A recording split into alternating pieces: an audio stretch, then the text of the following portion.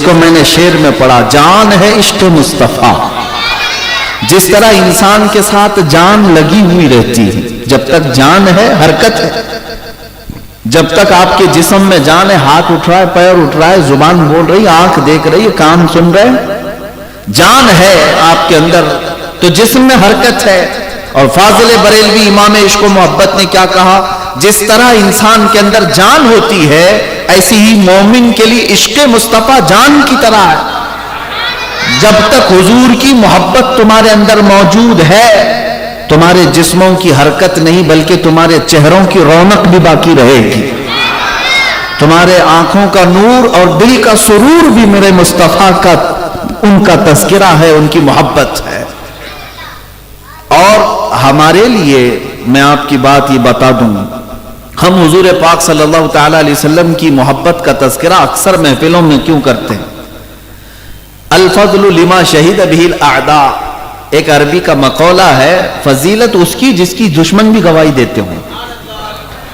ہمارے جو دشمن ہیں، جو ہمیں بریلوی کہتے ہیں یا ہم سب کو جس طرح کی وہ طعن و تشنیع کرتے ہیں اور دشمنی میں ہمیں بدعتی گمراہ نہ جانے کیا کیا کہتے ہیں، ان لوگوں کی زبان سے اگر میں آپ کو بتاؤں جو اہل سنت و جماعت بریلوی طبقے سے سب سے زیادہ نفرت کرنے والے ایک بڑے دانشور نے، ان کے اعتبار سے جو دانشور ہے، ان کا جو بڑا خطیب ہے، وہ اپنے بیان میں کہتا ہے کہ حضور پاک صلی اللہ تعالی علیہ وسلم سے جیسے صحابہ محبت کرتے تھے، اس زمانے میں ویسی محبت اگر کہیں دیکھنا ہے تو بریلویوں میں دیکھو۔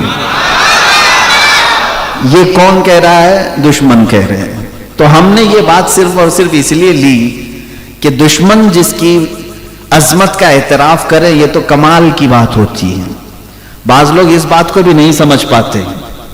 دشمنوں نے اسلام کی بہت ساری باتیں جو بیان کی ہے اس کو لیا جاتا ہے، جیسے اسلام کے متعلق جن لوگوں نے کہا، برنارڈ شاہ نے کہا دنیا کا سب سے اچھا دین اسلام ہے، اس کو کوٹ کر کے بہت ساری جگہوں پر بیان کیا جاتا ہے۔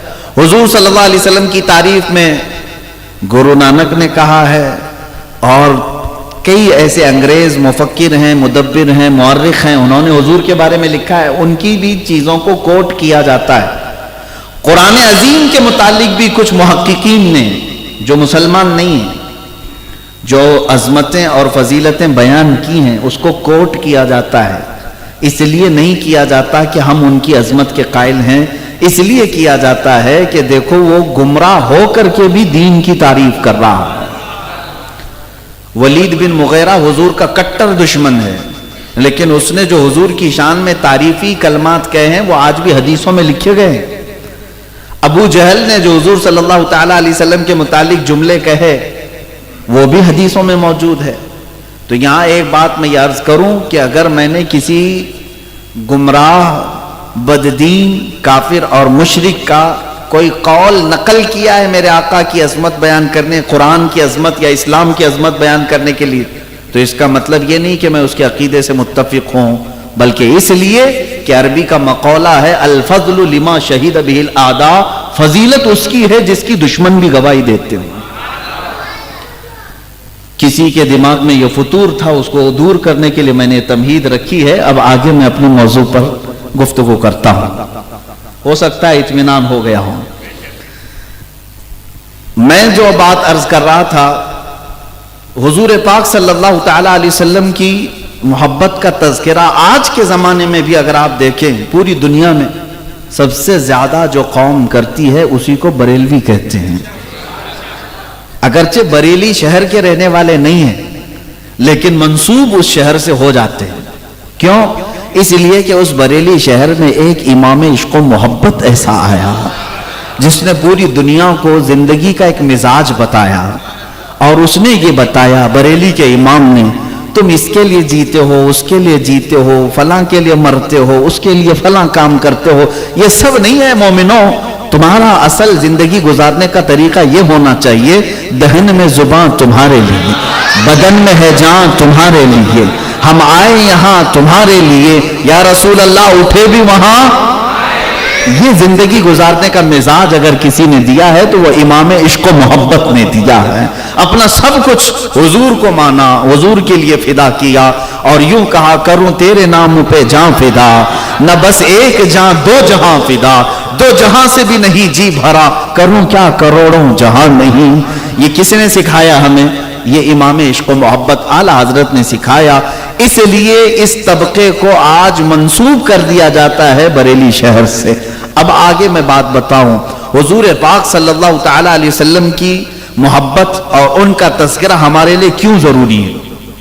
کیوں ضروری ہے؟ بعض تو یہ کہتے ہیں, بعض دیا بنا وابیا, ان کا کہنا یہ ہے کہ یہ لوگ غلو کر جاتے ہیں, اللہ کی وحدانیت اتنی نہیں بیان کرتے جتنا حضور کا تذکرہ کرتے ہیں, حضور کے عشق اور محبت کی بات کرتے ہیں. میرے عزیزو, بات در حقیقت یہ ہے کہ اللہ رب العزت کی تعریف اس وقت ہوتی ہے جب ہم حضور کی تعریف کرتے ہیں.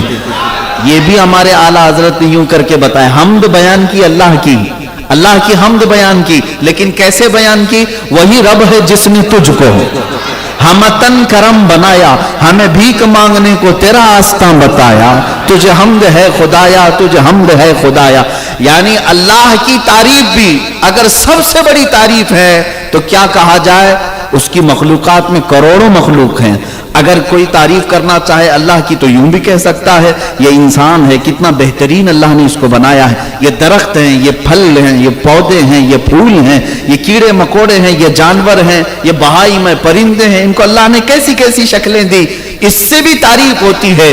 لیکن کائنات میں سب سے بڑی اگر تعریف ہے تو یوں کہا جائے گا وہ رب کتنا عالی شان اعلیٰ ہے جو محمد جیسا انسان کامل پیدا کیا ہے. اسی لیے اقبال نے یوں کہا تھا, ہونا یہ پھول تو بلبل کا ترنم بھی نہ ہو, ہونا یہ پھول تو بلبل کا ترنم بھی نہ ہو, چمن دہر میں کلیوں کا تبسم بھی نہ ہو. اور کہتا ہے, اقبال کہتا ہے, ہونا یہ ساقی تو میں بھی نہ ہو, خم بھی نہ ہو, بزم توحید دنیا میں نہ ہو, تم بھی نہ ہو. اللہ کی وحدانیت بیان کرنا اگر کسی نے سکھایا ہے تو وہ محمد رسول اللہ نے سکھایا ہے. ہاں, یہاں سب کچھ تھا, اللہ کی وحدانیت, خانہ کعبہ کو پاک کرنے میں, طہارت اس کو بتوں کی آلائش سے کرنے میں میرے مصطفیٰ کریم صلی اللہ علیہ وسلم کا کردار ہے.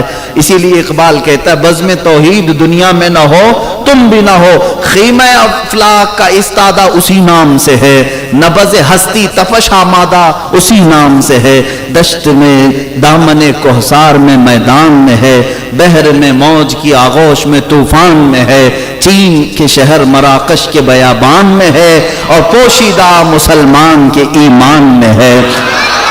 وہ نام مصطفیٰ صلی اللہ تعالیٰ علیہ وسلم ہی کی برکت ہے جو پوری کائنات شاد و آباد ہے. اور کیوں نہ ہم ان کا تذکرہ کریں؟ امام اہل سنت نے بھی ہمیں یوں بتایا, وہ جو نہ تھے تو کچھ نہ تھا, وہ جو نہ تھے تو کچھ نہ تھا, وہ جو نہ ہو تو کچھ نہ ہو, جان ہے وہ جہان کی اور جان ہے تو جان ہے تو جہان ہے.